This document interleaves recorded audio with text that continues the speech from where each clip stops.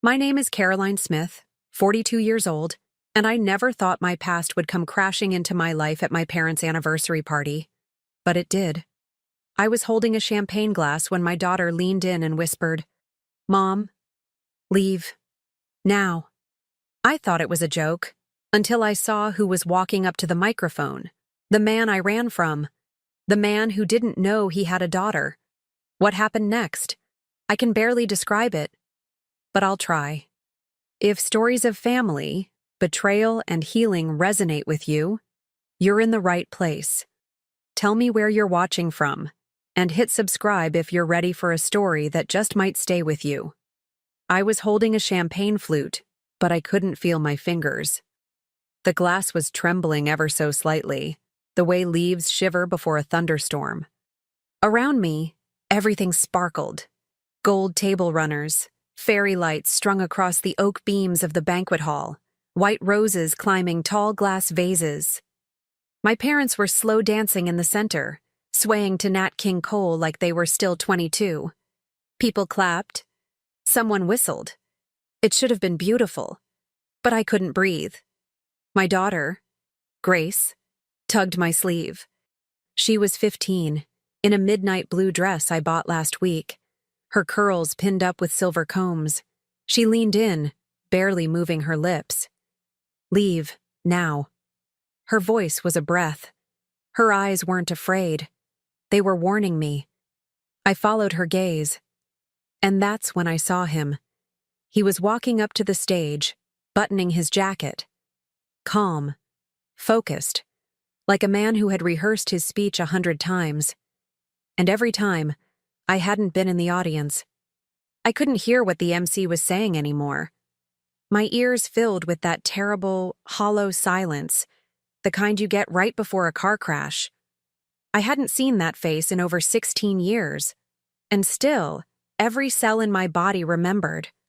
The way his voice sounded in the morning, the way he smelled when he lied, the way he used to say my name. He was the reason I left Houston, the reason I almost changed my last name, the reason I kept a drawer full of unsent letters in my closet that my husband never found.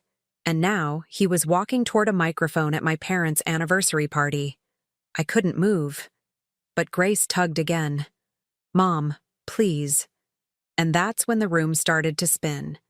2 hours earlier, everything felt like a movie, the kind you'd show at a bridal shower.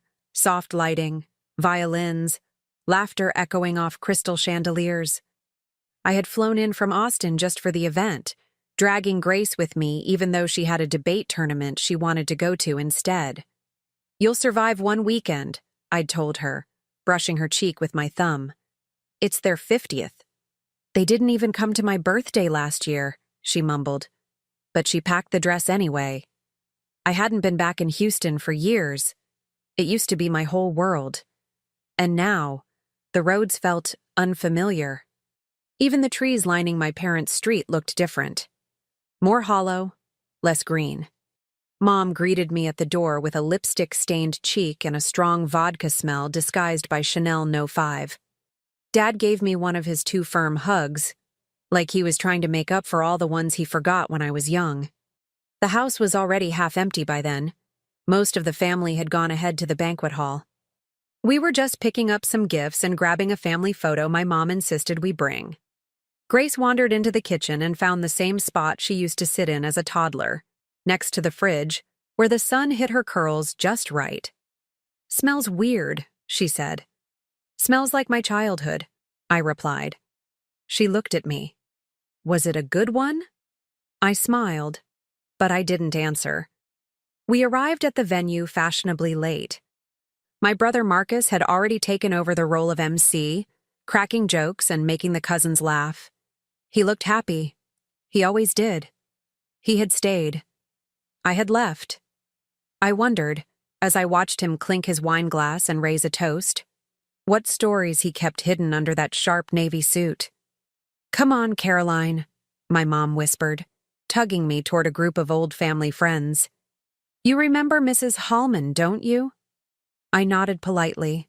I remembered her. I remembered what she said to me at my wedding. "You caught a good one this time. Just don't mess it up. And I remembered how that marriage fell apart 3 years later. I excused myself to the restroom, mostly to breathe. I leaned over the marble counter, gripping the sink like it was a life raft. I looked at myself, not the way you glance in a mirror before a photo. I looked. The way you look when you're afraid of what you'll see. The fine lines were deeper, the jawline sharper. But the eyes, they were still hers. The girl who believed that love was enough. The girl who said yes to a man who held her secrets like weapons. I hadn't thought of him in months. Years, even. Not really. I had buried him in layers of therapy and forgiveness and distraction. I told myself I was healed. And then I heard Grace's voice through the door. "Mom?" "Yeah?" "Something's wrong." Back at the table, Grace wouldn't sit. Her eyes darted across the room like a little soldier scanning for landmines. "I just saw someone. Over by the doors." "Who?" "I don't know. But he looked at me. Like he knew me." I stood up, turned slowly. Nothing. Maybe a man in a gray suit, dark hair, tall. But half the men here looked like that. I brushed her shoulder. "It's probably nothing. Come on, sit down." But she didn't. And neither did I. 10 minutes later, Marcus took the mic again. "All right, folks. We've got one more speaker before the cake comes out. Someone who's been a huge part of our family's journey." I froze. Because Marcus didn't look at me. He didn't look at Grace. He was scanning the back of the room, smiling, nodding. And then he appeared, out of the shadows near the entrance, like some ghost that had bided its time, wearing a tailored black suit. His beard had flecks of gray now, but his walk, that slow, deliberate confidence, hadn't changed a bit. Grace saw him too. That's when she leaned in and whispered, "Leave. Now." But I couldn't move, because the man walking toward the microphone, the one my brother was welcoming, was Daniel, Grace's biological father, the man I hadn't spoken to in over 16 years, the man who didn't know she existed. And now, he was about to speak, to everyone, at my parents' anniversary, with my daughter watching. 16 years ago, my world was a sleepy little rental with creaky wood floors, sun-faded curtains, and a garden that bloomed only when I remembered to water it. I was 26, freshly in love, and convinced the world had finally decided to be kind to me. Daniel and I met in the most ordinary way, waiting in line for coffee at a gas station outside of Dallas. I had been driving back to Houston after a job interview, and he was wearing a Navy mechanic's shirt with someone else's name stitched on it. Roger. When I pointed it out, he gave me that sly grin he always wore when he was half lying and said, "Roger's my alter ego. He gets better tips." I laughed. He paid for my coffee. We sat in his truck for 40 minutes, talking like old friends. When I drove off, he said, "You're gonna call me." And I did. We moved fast. Too fast. Within 4 months, I was living in his one-bedroom apartment and wearing his oversized flannel shirts to bed. He made me feel like a woman in a romance novel, the kind who's worshipped, needed, protected. He used to say, "You don't even know how bright you are, Care. You're like a star that forgot it could shine." And I believed him. Because no one had ever said something like that to me. Not my parents, not past boyfriends, not even me. In those early days, Daniel had this magnetic way of pulling me out of myself. He could talk anyone into anything. Waitresses gave him free pie. My dad, who hadn't hugged me properly in years, poured him scotch within 5 minutes of meeting him. He was funny, charming, effortlessly dangerous. And I thought I was the lucky one. I was working part-time at a daycare, trying to finish my associate's degree at night. We didn't have much, but we had rituals. Sunday pancakes, Tuesday laundromat dates, long drives to nowhere just to watch the sky turn red over empty fields. I wrote poems I never showed him, He scribbled song lyrics on napkins that he never finished. There was an unspoken agreement between us. We'd make something out of nothing, together. But red flags don't always wave. Sometimes they whisper, like the way he flinched when I brought up anything about long-term plans. Or how he changed the subject every time I mentioned my period. Or how he never let me drive his car. "It's a trust thing," he'd say. "You wouldn't get it." I did. I just didn't want to admit it. And then there were the nights he'd disappear for hours, claiming he needed air or space or just a beer with the guys. I'd sit on the edge of our mattress, trying to read, but never getting past the same sentence. And when he returned, sometimes he brought flowers, other times, silence. I told myself it was just passion, that some men just needed more room, that I was difficult, that love meant compromise. I didn't know that compromise could mean erasure. I found out I was pregnant on a Thursday. I still remember the hum of the refrigerator in the tiny kitchen, the smell of burnt toast, and how the second pink line showed up like it had been waiting all along. I sat on the cold tile floor, holding that stick, and laughed. Not out of joy, out of disbelief. Because deep down, I already knew what it meant. I waited 3 days to tell him. When I did, he stared at the wall for so long I thought maybe he hadn't heard me. Then he said, "We can't do this. Care. Not you can't. We can't." That's when the air changed. Suddenly, I was just a problem to solve. He paced the living room like he was trapped in a cage, muttering about timing, money, future. I told him I wasn't asking him to raise a child if he didn't want to. I told him I'd figure it out. He didn't yell. That's the part people don't understand when I try to explain it. He wasn't violent. He wasn't cruel.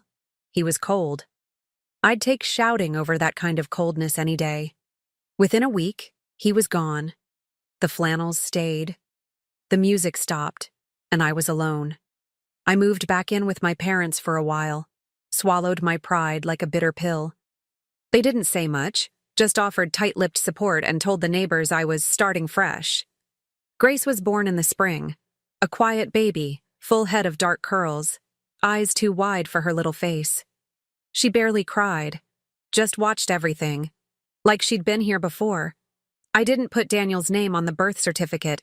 I didn't want her tied to someone who left before the story even began. I made up a last name for the paperwork. Told people her father was out of the picture. I didn't say I was the one who kept it that way. I moved to Austin before she turned 2, found a job at a nonprofit, worked my way up, got a tiny apartment and made it ours. She grew. I healed, or convinced myself I had. My life became structured, safe. Morning alarms, coffee, daycare drop-offs, staff meetings, grocery lists, bedtime books. There was peace in the routine. And fear, too, that if I ever slowed down long enough, the grief would catch up. So I didn't slow down. Grace never asked about her father until she was 10. "Do I have one?" she said, like she was asking about a math problem. I sat on the edge of her bed, staring at her posters of planets and poetry quotes. "You do," I said, "but he wasn't ready to be one, so I decided we'd be okay without him." She didn't cry. She just nodded, like she already knew. Like she'd felt it in the silences between bedtime kisses. "Okay," she said. But a door closed in her eyes after that. She stopped asking questions, started writing things in journals I wasn't allowed to read, started searching for something in places I couldn't follow. 2 years later, I met David, my now husband. He was soft-spoken, stable, kind, an accountant with laugh lines and no secrets. He didn't sweep me off my feet. He held me upright. He never tried to fill Daniel's space. He just made room beside it. Grace liked him, cautiously. But she liked how he always remembered her favorite cereal and watched her science projects like they were NASA presentations. We built a quiet life together. And I told myself, this is it. This is safe. This is enough. But deep down, I still carried that broken version of love, the one Daniel gave me, the one that said passion comes with pain. That silence means strength. That love is about earning, not receiving. I didn't realize how much of that script I still believed. Until I saw him again. Daniel wasn't the villain in my story. Not at first. He was the fantasy, the myth, the one that got away. In my mind, he was frozen in time. 28, smirking, wild-eyed, dangerous. But now he was back. At a microphone. At my parents' anniversary. At the same event where I'd brought my daughter, his daughter, who still didn't know the full truth. The irony burned, and my whole world, built on routines and gentle assumptions, started to crack. Because what do you do when the person you ran from walks back in? With a voice, a story, and a microphone. The room burst into clapping, polite at first, confused, then louder, as if someone they all knew and loved had just been introduced. I couldn't hear what Marcus said to bring Daniel up. My ears had sealed shut from the inside, but I remember the way the fork in my hand slipped from my fingers and clanged against my plate. Grace touched my arm again, firmer this time. "Mom, that's him, isn't it?" I didn't answer. I couldn't lie. I couldn't speak. Daniel stepped up to the microphone with the same casual poise he always had, like he belonged everywhere and nowhere all at once. He looked around the room like he was savoring it, and then he smiled. That same crooked smile he used when he was about to say something he knew would land deep. 50 years, he said, leaning slightly into the mic. That's not just a number, that's a legacy, and I'm honored to be standing here as someone who... He paused. His eyes scanned the crowd, and for one flicker of a second, they landed on mine. Owes a lot to this family. I felt my stomach seize.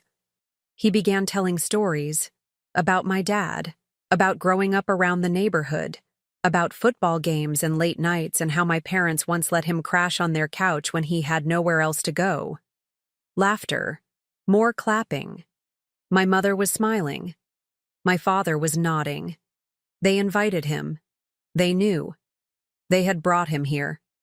My hands started to sweat. My body went cold.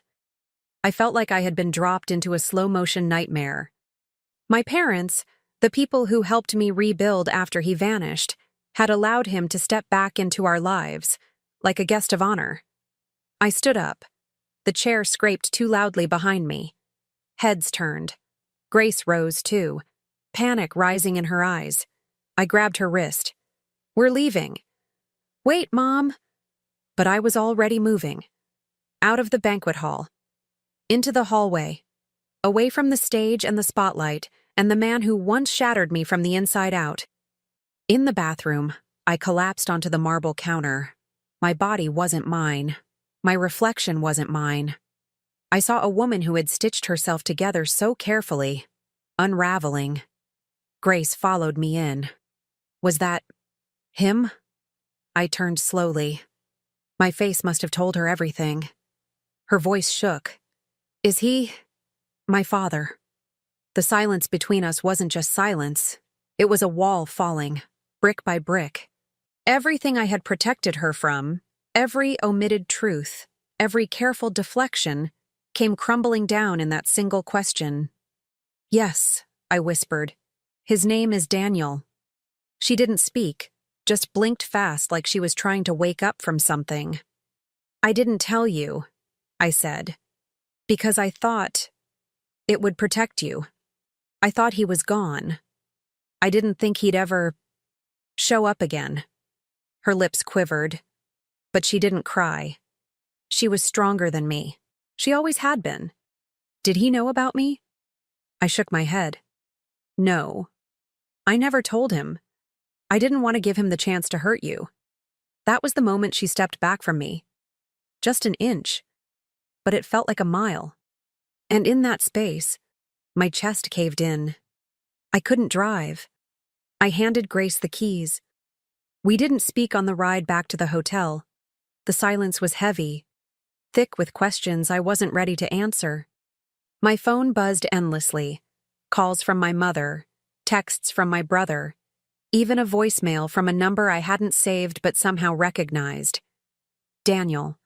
I didn't listen. I curled into a ball on the edge of the hotel bed, still in my dress, shoes kicked off, hands buried in my hair. Grace sat on the other bed, her arms crossed, staring at the muted television. "He said you were the one who left," she said finally, voice flat. My heart stopped. "What? After you left the banquet, he stayed, told everyone you two used to be together, that you left town, took something precious with you." I shot up. "He said that in front of them? In front of everyone?" She nodded slowly. "He didn't say me directly, but it wasn't hard to figure out." My throat burned. My whole body did. Rage pulsed through me like electricity. How dare he? How dare he walk in, after all this time, and paint himself as the one who was wronged? "I protected you from him," I said, louder than I meant to. "You don't know what he was like. He left me the second he found out I was pregnant. He made me feel like I was trash, like I was disposable." Grace turned toward me now. "And maybe he was awful, but you lied to me for 15 years. That wasn't protection, Mom. That was erasure." The words hit like a slap. I flinched. She stood, grabbed her coat. "I'm going to get some air." I spiraled, not dramatically. Quietly. I didn't eat the next day. I ignored every call. I lay in bed and stared at the ceiling while my mind played the same reel on loop. His face, her voice, the microphone, the applause, the truth breaking open like a rib cage. I thought of every decision I'd made since I was 26. Every time I chose silence over honesty. Every time I told myself that the past was over, buried, irrelevant. I built my whole life on that assumption, that what's buried stays buried. And now it was rising like smoke, choking everything I'd built. I called David, my husband, but I didn't know what to say. He was back in Austin with his parents. He didn't even know Daniel existed. I'd never told him. I thought it didn't matter. Now I saw the flaw in my logic. What we hide doesn't die. It waits. By the third day, I broke, fully. I wept in the shower until the water ran cold. I screamed into a towel so the hotel guests wouldn't hear. I felt like I had swallowed shame itself, not just for keeping Grace's origin hidden, but for still feeling something for him. That was the worst part, because underneath the rage and the betrayal and the humiliation, there was a sliver of something else. Recognition, desire, memory. When I closed my eyes, I didn't just see what he did to me. I saw the way he used to hold my face in his hands, like I was a secret worth guarding. The way he'd sing to me off-key in the kitchen. That contradiction gutted me. How could I still miss a man who broke me? That night, Grace came back to the hotel room. Her eyes were red, her hair windblown. She didn't speak, just climbed into the bed beside me and laid her head on my shoulder. "I'm sorry," I whispered. She didn't say it was okay, but she held my hand. That was enough. And then came the knock on the door. 3 short raps, confident, familiar. My pulse stuttered. Grace sat up. "Do you want me to get it?" I shook my head. I walked to the door, opened it, and there he was. Older, tired, sincere, holding a bouquet of tulips, my favorite, like no time had passed. "Caroline," he said, "I think we need to talk." Daniel stood in the doorway holding tulips like they were some kind of apology, like a few petals could glue back 16 years of silence. I didn't move, just stared. Half of me wanted to slam the door. The other half wanted to step outside and collapse into his arms like I was 26 again. I did neither. Grace watched from behind me, frozen. I could feel her waiting, not just for what he would say, but for how I would respond. Every decision I made in that moment would write a line into her memory. So I stepped out, closed the door behind me. We sat on a bench under the parking lot lamp, silence stretching like barbed wire. Daniel set the flowers beside him. "I know," he said finally. "You hate me." I didn't answer. "I deserved that," he added. "All of it." I looked at him, really looked. His eyes were darker, sunken. The laugh lines had turned into stress lines. The man who once smelled like sweat and aftershave now smelled like uncertainty. He looked like someone who had spent a long time searching and found nothing. "You left?" I said. "You knew I was pregnant. Don't pretend you didn't." He stared at the pavement. "I suspected, but you never said it. And I didn't ask." That made something inside me break. "Because you didn't want to know," I snapped. "Because knowing would have made you responsible." He didn't deny it. Just nodded slowly. "I was selfish. I was scared." I folded my arms.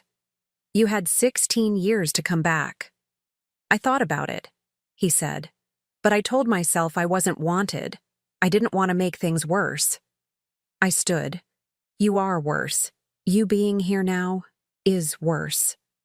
And then I walked back into the hotel, leaving the tulips on the bench.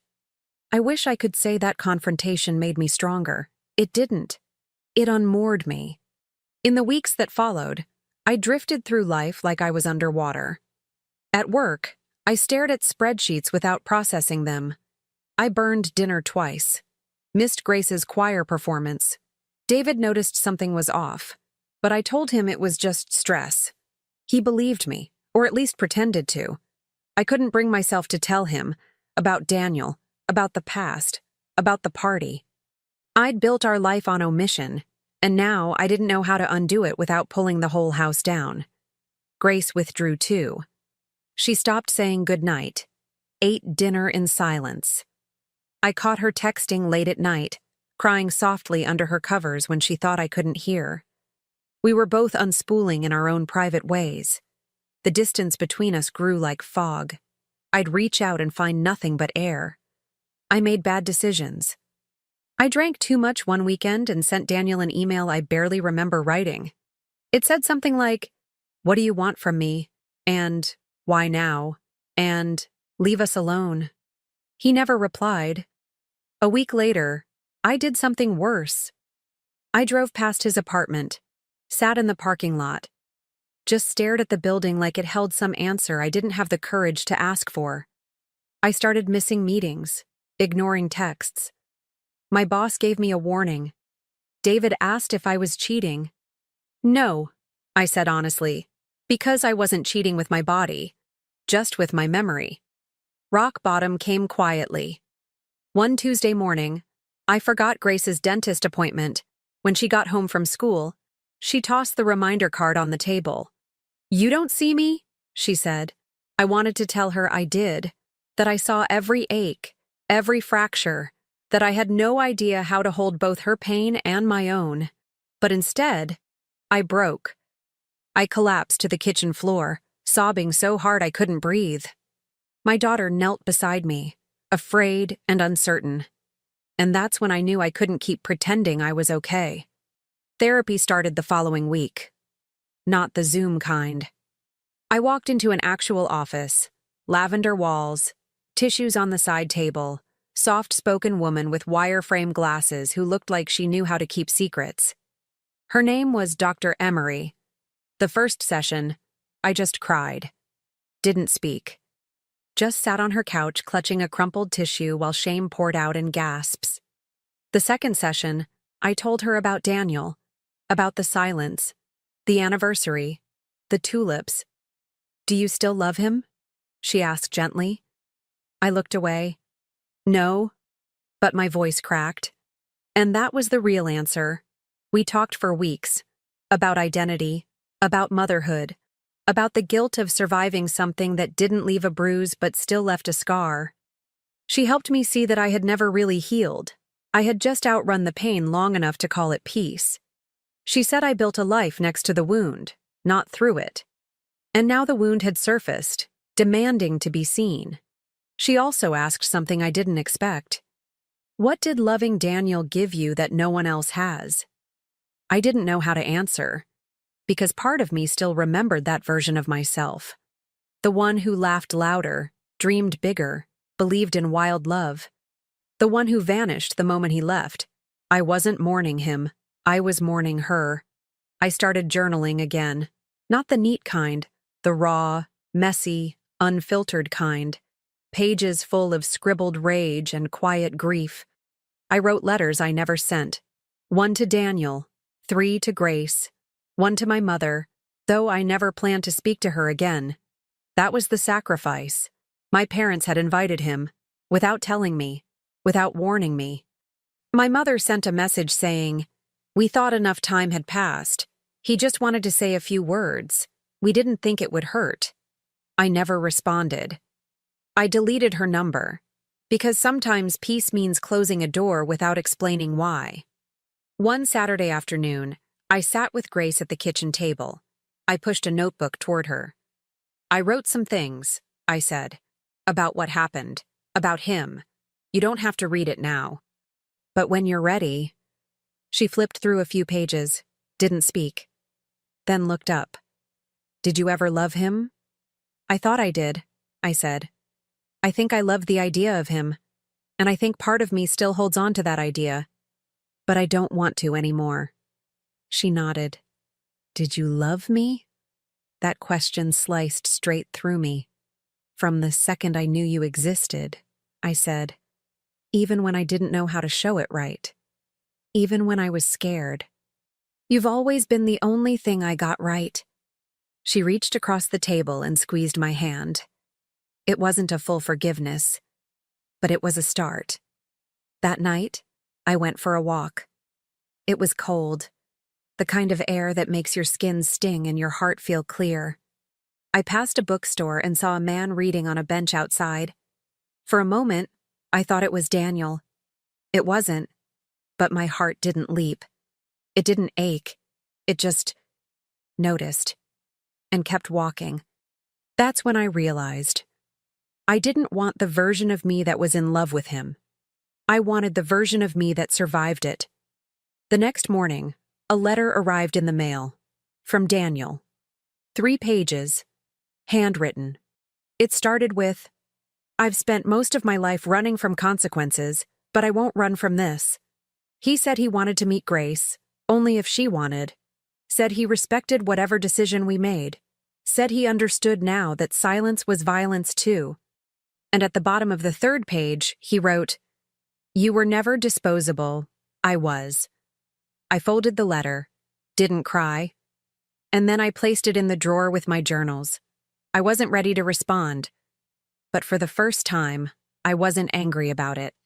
I started waking up earlier, not because I had to, but because I wanted to. At first it was just 5 minutes, then 10. I'd sit on the back patio with a blanket around my shoulders, sipping coffee while the sky yawned open in streaks of pink and gold. The silence no longer felt hollow. It felt sacred. There was a peace in that stillness I hadn't known before, the kind that doesn't come from fixing your life, but from facing it. I wasn't over it, but I was under no illusion that I had to be. Grace started leaving her door open again. Not every day, but enough for me to notice. Some evenings, we cooked together. Clumsy, playful efforts at Thai food or pasta or cookies we always overbaked. She didn't talk much about Daniel, and I didn't push. But when she did, it wasn't sharp anymore, just curious. "He really didn't know?" she asked once, peeling garlic. "No," I said. "Not because I was protecting you from him. I think I was protecting you from me. From the version of me who was still scared of what he could undo." She thought for a moment. "That's kind of sad." "I know, but kind of brave too." Work got better.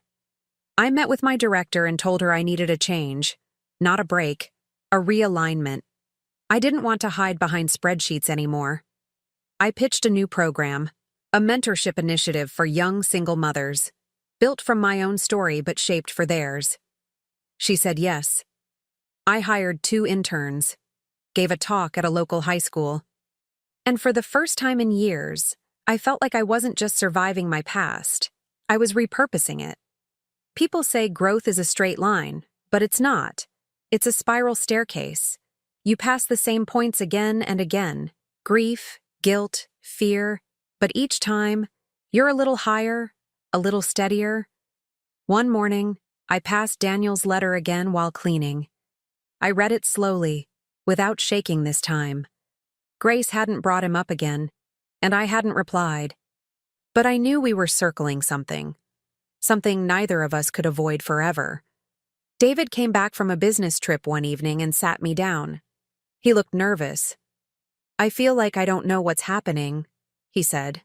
I nodded. "That's fair. You're pulling away. I'm not trying to, but I am trying to figure out who I am." His eyes softened.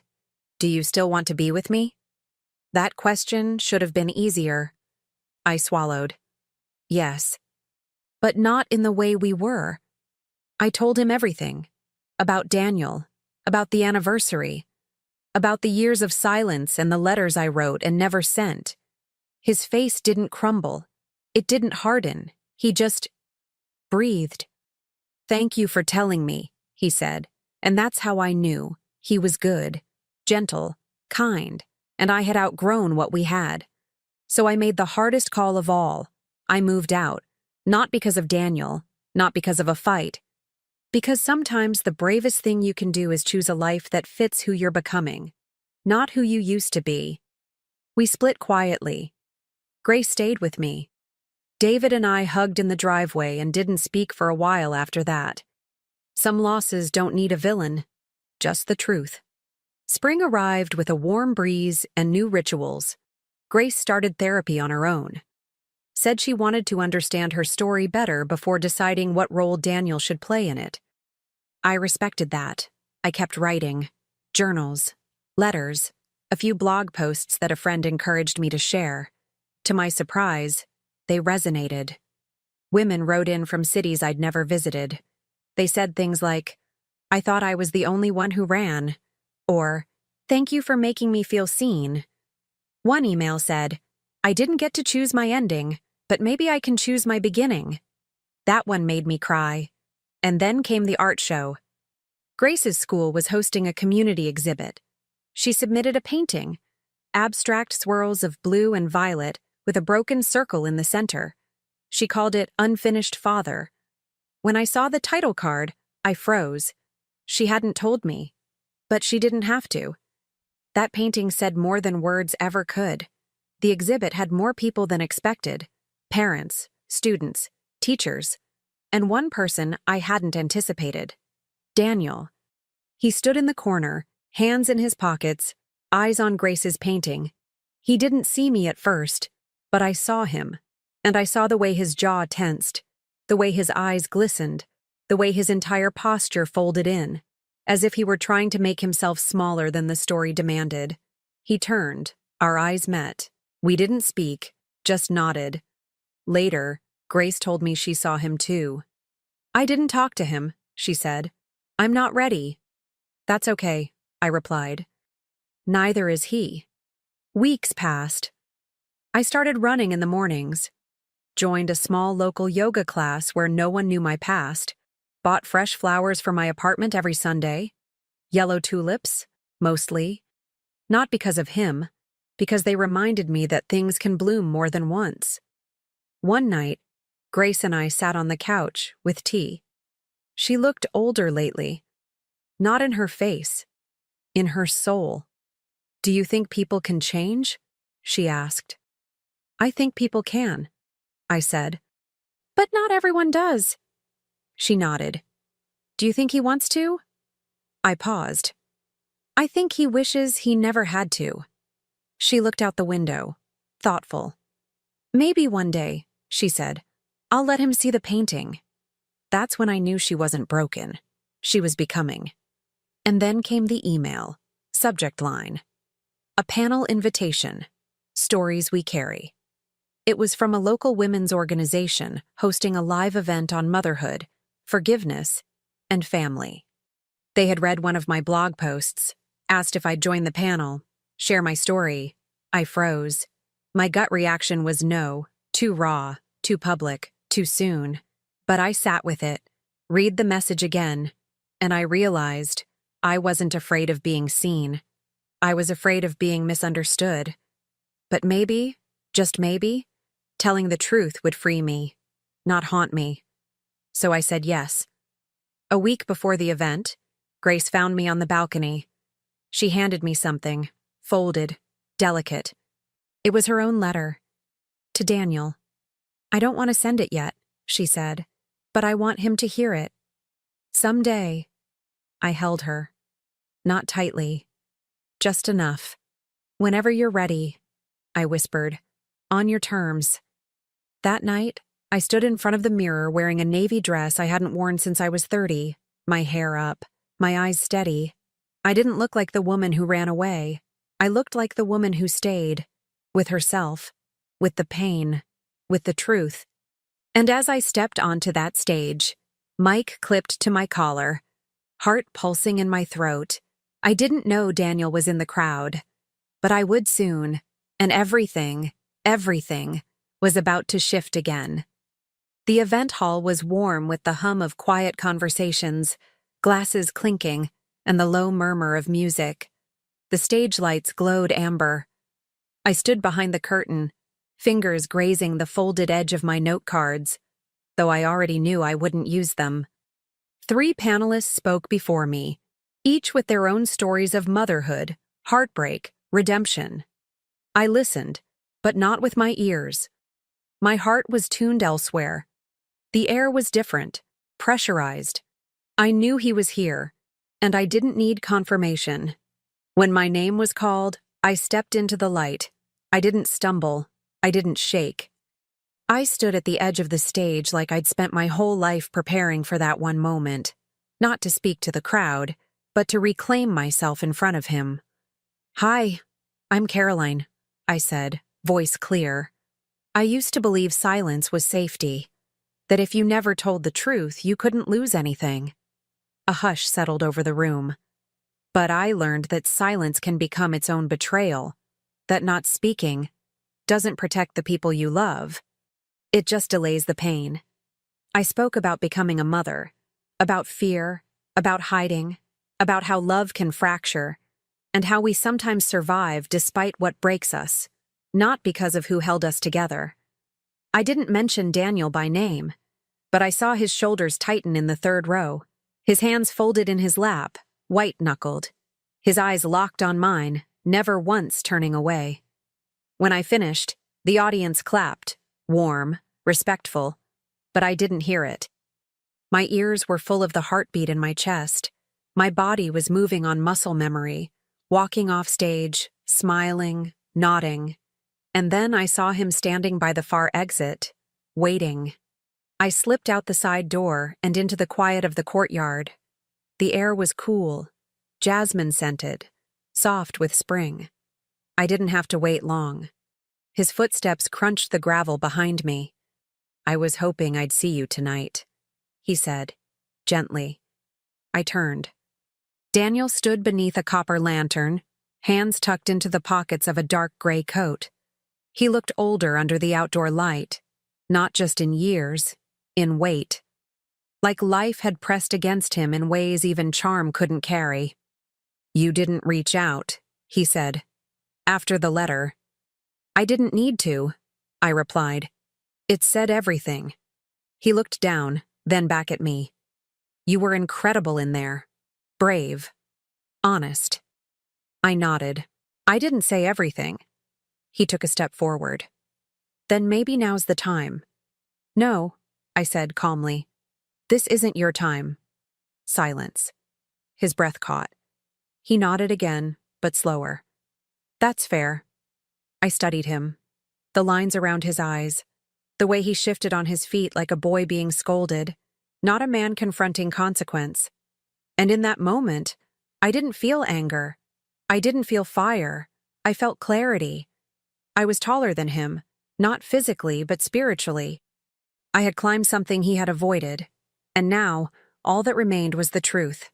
Not vengeance, not forgiveness, just truth. He tried again.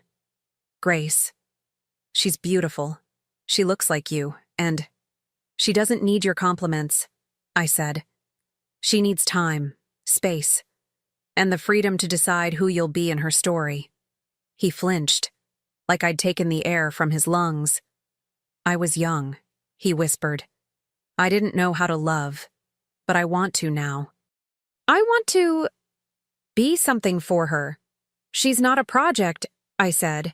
Not a chance for your redemption arc. She's a person, with scars you helped shape, even in your absence.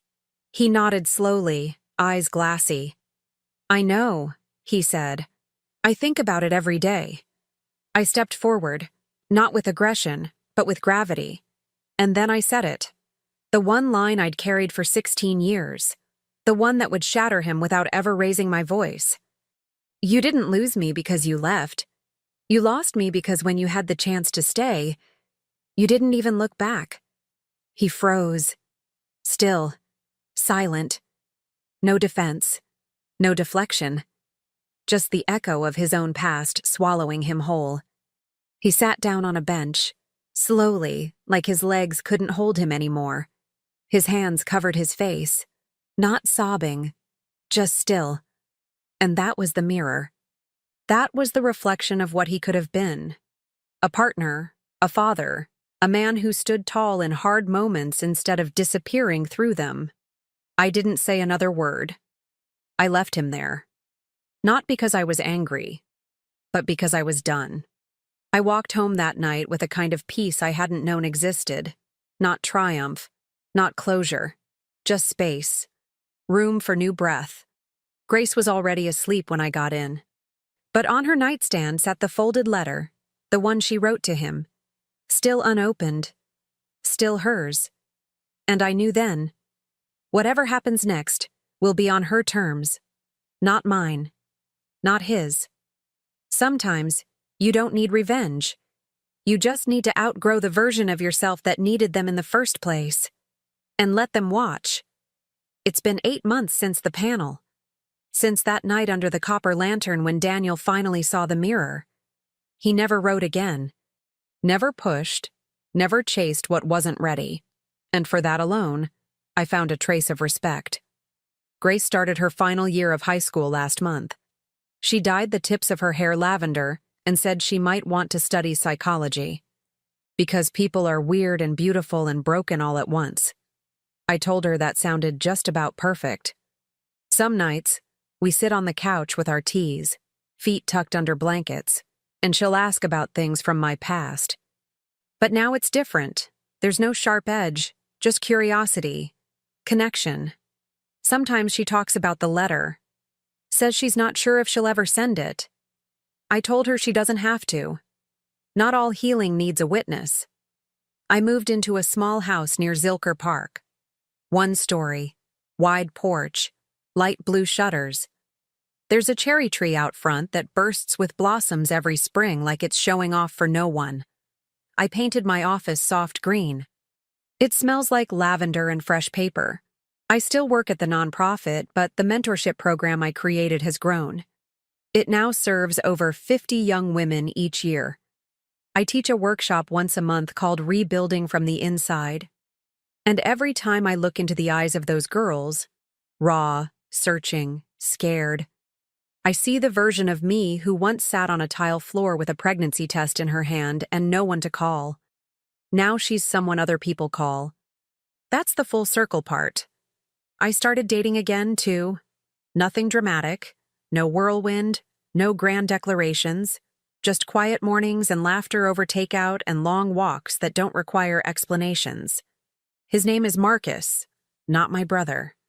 Different Marcus. A photographer who smells like cedarwood and listens more than he talks. He knows my story. All of it. Not in one breath, but in slow pieces over time. And he never looked at me like I was broken. Just made. Carefully. Honestly. Sometimes we sit in silence and hold hands without needing to fill it. That's what peace feels like. My parents never apologized. But my mother sent a birthday card last month. No note. Just a photo of me as a baby, taped inside, with a single line. You've always been the brave one. I didn't call her, but I didn't tear it up either. That's what boundaries feel like. The drawer in my bedroom, the one where I kept all the unsent letters, is still there. But I don't open it as often now. It used to feel like a vault. Now it feels more like a museum. A place I visit when I forget how far I've come. Last week, I found the tulip he left on the bench, pressed between pages. Fragile, browned, intact. I held it for a moment, then placed it inside a frame with no caption. Just the flower. Just the memory. Some things don't need narration.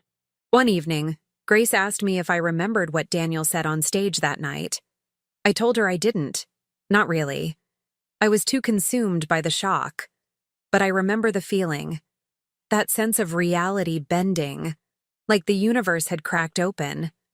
She said, "It's weird, isn't it? How someone can mean everything to your story, and then mean nothing at all." I smiled. Or maybe not nothing. Just no longer everything. She nodded. Yeah, that. And then she asked if I wanted to read something. She pulled out her letter, not to send, just to share. "Dear Daniel, you don't know me. Not really. You knew a version of me that existed only in theory, a possibility, a shadow. And maybe that's why I've spent so long wondering what it would have meant if you'd stayed. But I'm done wondering. Because now I see that who I am wasn't shaped by your absence. It was shaped by my mother's presence, by her strength, by her choice to choose me when you didn't choose her. She gave me everything you didn't. And yet, I don't hate you. I just don't need you. And maybe that's the deepest kind of peace I'll ever know." "Grace," I cried. Of course, quietly. The kind of tears that fall without ache. Just a soft release. And then I hugged her and said, "You're becoming the kind of woman I never knew how to be, until now." This morning, I watched the cherry blossoms fall in slow spirals outside my window. I brewed tea, fed the dog, watered the tiny herb garden on my windowsill. No chaos, no silence disguised as calm. Just life. Lived, fully, finally. I don't think about Daniel much anymore. When I do, it's like watching a film I've seen before, once gripping, now muted. I know how it ends, and I've made peace with where the credits roll. Because the story didn't end when he left, and it didn't end when he returned. It began when I did. And maybe that's the real miracle. Not the man who changes. Not the reunion. Not the forgiveness, but the woman who writes her own ending and decides it doesn't need to be loud to be complete.